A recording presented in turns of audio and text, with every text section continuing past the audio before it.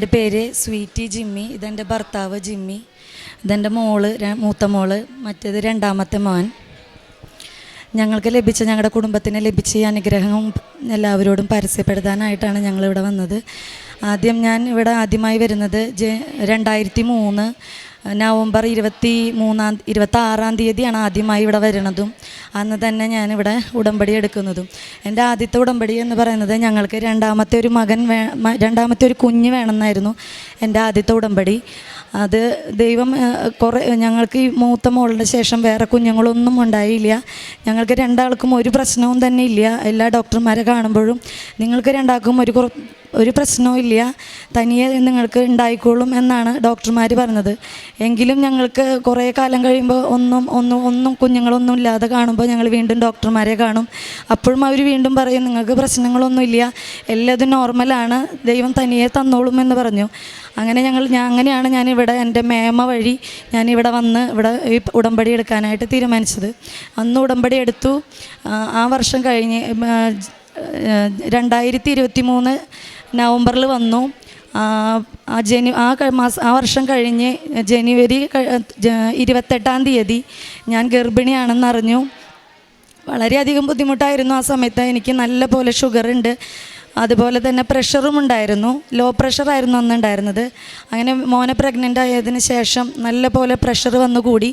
2 തരം ഗുളിക 3 നേരമായിരുന്നു ഞാൻ കഴിച്ചുകൊണ്ടിരുന്നത്. അതുപോലെ തന്നെ ഷുഗർ, എനിക്ക് 2 തരം ഷുഗർ, ഭയങ്കര ഷുഗർ ആയിരുന്നത് കൊണ്ട് 2 തരം ഇൻസുലിൻ 4 നേരം വെച്ചിട്ടാണ് ഞാൻ ഉപയോഗിച്ചുകൊണ്ടിരുന്നത്. അത് 56 ഏറ്റവും കൂടുതൽ ഉപയോഗിച്ചുകൊണ്ടിരുന്ന പോയിൻ്റ് ഇൻസുലിൻ ഉപയോഗിച്ചിരുന്നത്. അങ്ങനെ മോനെ ഗർഭിണിയായി, കുഴപ്പമില്ലാതെ പോയി. അങ്ങനെ 1.5 മാസമായപ്പോൾ എനിക്ക് ബ്ലീഡിങ് വന്നു. നല്ല ബ്ലീഡിങ് ആയി. ഡോക്ടറെ അടുത്ത് വന്നപ്പോൾ പറഞ്ഞു 32 mm വലിപ്പമുള്ള ഒരു വലിയൊരു ബ്ലഡിൻ്റെ ഒരു കട്ടയാണ് എൻ്റെ യൂട്രസിൽ അന്നുണ്ടായിരുന്നത്.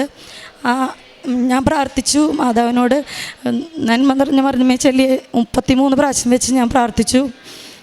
മാതാവ് അതിനുശേഷം ഓരോ മാസവും സ്കാനിങ്ങിന് ചെല്ലുമ്പോഴും അതിൻ്റെ വലിപ്പം കുറഞ്ഞു വന്നു. അങ്ങനെ 3-ാം മാസമായപ്പോൾ ഞാൻ മാതാവിനോട് പ്രാർത്ഥിച്ചിട്ടുണ്ടായിരുന്നു, ഏറ്റവും ചെറുതായി, അല്ലെങ്കിൽ അങ്ങനെ ഒരു ബ്ലഡിൻ്റെ ഒരു കട്ട അവിടെ ഇല്ലാതെ കണ്ട് അങ്ങനെ ഒരു റിപ്പോർട്ട് എനിക്ക് തരണമെന്ന് മാതാവിനോട് പ്രാർത്ഥിച്ചു. ഞാൻ ഏറ്റവും ചെറുതായാലും കുഴപ്പമില്ല എന്ന് പ്രാർത്ഥിച്ചെടുത്ത് മാതാവ് അത് പൂർണ്ണമായി മാറ്റി തന്നു. ഡോക്ടർ പറഞ്ഞു ഇപ്പോൾ കുഴപ്പമില്ല, നല്ല രീതിയിൽ പോകുന്നുണ്ടെന്ന് പറഞ്ഞു. അങ്ങനെ കുറച്ച് നാൾ വലിയ പ്രശ്നമില്ലാണ്ട് പോയി. അങ്ങനെ 33 ആഴ്ചയും 3 ദിവസമുള്ളപ്പോൾ എനിക്ക് വേദന വന്നു. അങ്ങനെ മോനെ സിസേറിയൻ ചെയ്ത് പുറത്തെടുത്ത സമയത്ത് വലിയ പ്രശ്നം പറഞ്ഞില്ലെങ്കിലും ഞാൻ അറിഞ്ഞിട്ടുണ്ടായിരുന്നില്ല.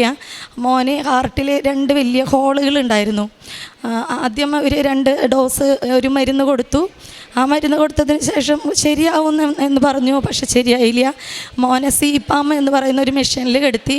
ഒത്തിരി പൈസ അതിന് വേണ്ടി ചിലവാവുകയും ചെയ്തു. നമുക്ക് മനസ്സിന് സമാധാനം ഇല്ല. ഒരുപാട് ആഗ്രഹിച്ചിട്ട് 2ാമത്തെ ഒരു കുഞ്ഞിനെ തന്നു. പക്ഷേ അതും ആ കുഞ്ഞിനെ തന്നു. പക്ഷെ ആ കുഞ്ഞിന് കിട്ടുമോ ഇല്ലയോ എന്ന് പോലും ഉറപ്പുണ്ടായിരുന്നില്ല.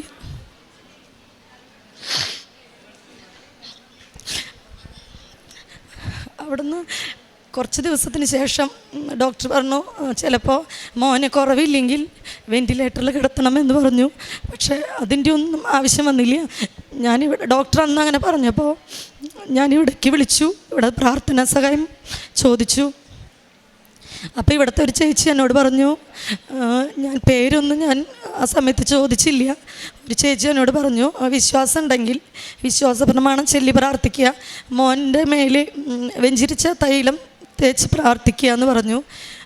മോൻ്റെ സമയത്ത് മോൻ ICUവിലാണ് കിടക്കുന്നത്. ഇൻഫെക്ഷന് വളരെയധികം സാധ്യതയുണ്ടെന്ന് ഇവർ പറഞ്ഞു. എങ്കിലും ഞാൻ ആരോടും പറഞ്ഞില്ല. ഞാൻ മാതാവിൻ്റെ കാശ് രൂപം പിടിച്ചു. മോൻ്റെ അടുത്തോട്ട് ചെന്നു. അവിടെ നിന്ന് വെഞ്ചിരിച്ച വെളിച്ചെണ്ണ ഞാൻ എൻ്റെ കയ്യിൽ തൊട്ടിട്ടാണ് ഞാൻ ഉടമ്പടി തൈലം ഞാൻ അവിടെ കയ്യിൽ പിടിച്ചിട്ട് ആ ബോട്ടിൽ നിന്ന് എടുത്ത് കയ്യിൽ മാത്രം പിടിച്ചിട്ടാണ് കൊണ്ടുപോയത്. കാരണം അവർ കണ്ടത് നമ്മൾ ചീത്ത പറയും. അങ്ങനെ ഞാൻ ചെന്നു. മോൻ്റെ അവിടെ ചെന്ന് നിന്ന് ഞാൻ പതുക്കെ മോൻ്റെ നിറയിൽ തൊട്ട് കുരിശ് വരച്ച് പ്രാർത്ഥിച്ചു. ആ സമയം 3-4 ദിവസവും ഞാൻ എൻ്റെ മോൻ്റെ അടുത്ത് പോയി മോനെ കാണാൻ ചെല്ലുമ്പോഴും അവൻ എന്നെ നോക്കാറില്ല. കാരണം അവൻ എപ്പോഴും ഞാൻ ചെല്ലുന്ന നേരത്ത് അവൻ ഉറക്കമായിരിക്കും. അങ്ങനെ അന്നത്തെ ദിവസം ആദ്യമായിട്ട് ഇങ്ങനെ തൊട്ടും പ്രാർത്ഥിച്ച ദിവസം അവൻ കണ്ണു തുറന്ന് എന്നെ നോക്കി. വെറുതെ ഒന്ന് നോക്കി എങ്കിലും എനിക്ക് സന്തോഷമായി. കാരണം ഇത്രയും ദിവസമായിട്ടും അവൻ്റെ മുഖം ഞാൻ കാണുന്നുണ്ടെങ്കിലും അവൻ എന്നെ കാണാറില്ല, അതുപോലെ അവൻ കണ്ണ് തുറന്നിട്ടും ഞാൻ കാണാറില്ല. പക്ഷെ ഒന്ന് വളരെയധികം സന്തോഷമായി. ഞാൻ തിരിച്ചു പോന്നു. അതുപോലെ എല്ലാ ദിവസവും ഞാൻ കാണാൻ പോകുമ്പോൾ വെഞ്ചരിച്ച തൈലം കൊണ്ട് ഞാൻ പോവും. കാശ് രൂപം ഞാൻ അവിടെ മോനെ നോക്കുന്ന സിസ്റ്ററുടെ അടുത്ത് ഞാൻ കൊടുത്തു. മോനെ കിടത്തിയിരിക്കുന്ന ആ ഒരു ചെറിയൊരു ബെഡ് പോലത്തെ അവിടെ ആ കുട്ടി അത് അവിടെ ഒട്ടിച്ച് വെക്കാൻ ഞാൻ പറഞ്ഞു അത് നഷ്ടപ്പെടാൻ പാടില്ല, അത് പോയി കഴിഞ്ഞാൽ എനിക്കത് ലഭിക്കില്ല എന്ന് പറഞ്ഞു. ആ കുട്ടി പറഞ്ഞു ഞാനത് അവിടെ വെക്കാമെന്ന് പറഞ്ഞു. അങ്ങനെ 22ാമത്തെ ദിവസം മോനെ വളരെയധികം സുഖമായിട്ട് ഡോക്ടർ പറഞ്ഞു ഇനി ഡിസ്ചാർജ് ചെയ്യാം, മോനെ ഡിസ്ചാർജ് ചെയ്തോളൂ എന്ന് പറഞ്ഞു. അങ്ങനെ മോനെ ഡിസ്ചാർജ് ചെയ്തു. ഞങ്ങൾ തൃശ്ശൂർക്ക് തിരിച്ച് ഞങ്ങളുടെ വീട്ടിലേക്ക് പോന്നു. യാതൊരു കുഴപ്പവും ഇപ്പം ഇല്ല. മോൻ സുഖമായിട്ടിരിക്കുന്നു. വളരെയധികം ബുദ്ധിമുട്ട് 2,100 മോനെ ഞാൻ പ്രസവിച്ചതെങ്കിലും ആ മെഷീനിൽ കിടത്തിയിട്ട് 1,600 ഗ്രാമോളം മോൻ അവൻ്റെ വെയിറ്റ് താഴ്ന്നു പോയി. പിന്നീട് അവിടെ നിന്ന് ഇപ്പോൾ ഒരു കുഴപ്പമില്ല. ഇപ്പം മോന് 1 വയസ്സാകുമ്പോൾ പോകുന്നു. ഈ മാസം 20-ാം തീയതിയാണ് മോൻ്റെ ബർത്ത്ഡേ. അപ്പോൾ ബർത്ത്ഡേക്ക് മുമ്പ് മോനെയും കൊണ്ടുവന്ന് ഇവിടെ സാക്ഷ്യപ്പെടുത്തണമെന്ന് ആഗ്രഹം ഉണ്ടായിരുന്നു. അത് സാധിച്ചതിൽ ഒത്തിരി മാതാവിനോട് നന്ദി പറയുന്നു. പിന്നെ ഞാൻ ഒത്തിരി ആളുകളോട്, എനിക്ക് സാധിക്കാവുന്ന ആളുകളോട് ഞാൻ പറയാറുണ്ട് മാതാവിൻ്റെ അടുത്ത് ഇവിടെ വന്ന് ഉടമ്പടി എടുക്കണമെന്ന്. അതിൽ 2 കുട്ടികൾ, 2 ആൾക്കാരും ഹിന്ദുക്കളായിരുന്നു. അവർ 2 പേരും ഇവിടെ വന്ന് ഉടമ്പടി എടുത്തു.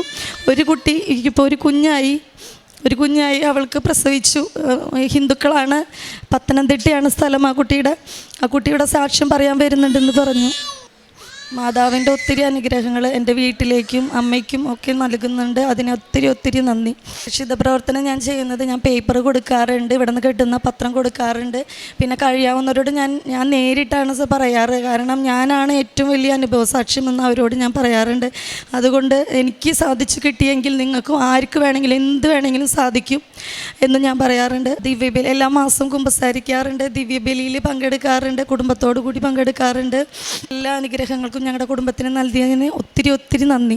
വിശുദ്ധ ലൂക്ക എഴുതിയ സുവിശേഷം 1-ാം അധ്യായം 35-ാം തിരുവചനം. ദൂതൻ മറുപടി പറഞ്ഞു, പരിശുദ്ധാത്മാവ് നിൻ്റെ മേൽ വരും, അത്യുന്നതൻ്റെ ശക്തി നിൻ്റെ മേൽ ആവസിക്കും. ആകയാൽ ജനിക്കാൻ പോകുന്ന ശിശു പരിശുദ്ധൻ, ദൈവപുത്രൻ എന്ന് വിളിക്കപ്പെടും. പ്രിയമുള്ളവരെ, 14 വർഷത്തിനുള്ളിൽ 2ാമതൊരു കുഞ്ഞിനെ പരിശുദ്ധമ്മ നൽകുകയാണ്. അവരെന്താഗ്രഹിച്ച് ഉടമ്പടിയിൽ തുടങ്ങിയോ, എന്ത് കാര്യത്തിന് വേണ്ടി ഉടമ്പടി വെച്ചോ, പരിശുദ്ധമ്മ അത് സാധിച്ചു കൊടുത്തു. എന്തുകൊണ്ടെന്നാൽ ഉടമ്പടി അവർ വിശ്വസ്തയോടുകൂടി നിന്നു. വിശ്വാസവും വിശ്വസ്തതയും സമർപ്പണത്തിൽ നിന്നപ്പോൾ അമ്മ അവരുടെ കാര്യം സന്തോഷമാക്കി മാറ്റി. ഉടമ്പടിയിൽ കൃത്യത ഉണ്ടാകണം, ശ്രദ്ധയുണ്ടാകണം. പരിശുദ്ധമ്മ ഒരിക്കലും കൈവിടില്ല. ആ വലിയ പ്രതീക്ഷയോടുകൂടിയാണ് അവർക്ക് കുഞ്ഞിനെ നൽകിയത്. ഹോസ്പിറ്റലിൽ പോകുമ്പോൾ ഉടമ്പടി തൈലം കൊണ്ടുവന്ന് ആ കുഞ്ഞിന് കുരിശ് വരച്ചു. അത്ഭുതം, കുഞ്ഞ് കണ്ണ് തുറന്ന് അമ്മയെ നോക്കിയെന്ന്. 2-3 തവണ ചെന്നിട്ടും കുഞ്ഞിന് അമ്മയെ കാണാൻ സാധിച്ചില്ല. എന്നാൽ അമ്മ മാതാവ് നേർച്ച വസ്തുക്കളിലൂടെ ആ കുഞ്ഞിൻ്റെ അമ്മയെ കാണാനുള്ള ഭാഗ്യം കൊടുത്തു.